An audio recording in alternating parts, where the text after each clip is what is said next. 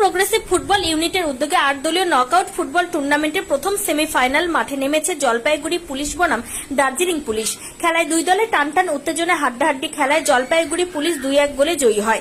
আয়োজক কমিটির সদস্য ফটিক বিশ্বাস, ওহাইদুল আলম ও প্রভাত বিশ্বাস জানালেন, আজকে Dooars cup knockout football tournament প্রথম সেমিফাইনাল জলপাইগুড়ি পুলিশ 2-1 গোলে জয়ী হয়।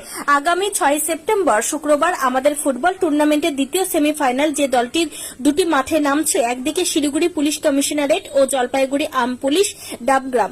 ফুটবল টুর্নামেন্টকে ঘিরে ফুটবল প্রেমিকদের মধ্যে উৎসাহ ছিল চোখে পড়ার মতো। ব্যুরো রিপোর্ট, ক্রান্তি হেডলাইন নিউজ।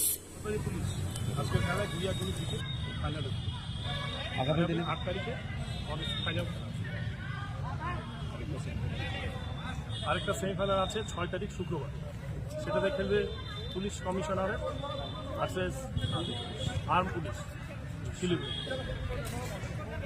কতটা উৎসাহ দেখা যাচ্ছে? প্রচুর উৎসাহ।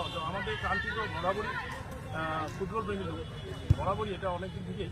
এখনও সেই ক্রান্তিকে আমরা খুব কষ্ট করে খেলাটা চালাচ্ছি। মধ্যে খেলাটা বন্ধ হয়ে গেছিলো, কিন্তু আমরা কিছুজন মিলে আমরা আবার খেলাটাকে চালাচ্ছি। যা খুব ভালো লাগলো, দর্শক আমাদের সম্পূর্ণভাবে সাহায্য করছে, খুবই ভালো খবর এটা। আশা করি যদি এরকম উৎসাহ পাই, পরবর্তীতে আমরা খেলা আবার একটা মহিলা টুর্নামেন্ট করার ইচ্ছা আছে চাকরি, সেটা টোটালটা কলকাতাতে থাকবে। ফাইনাল কবে আছে? ফাইনাল 8 তারিখ।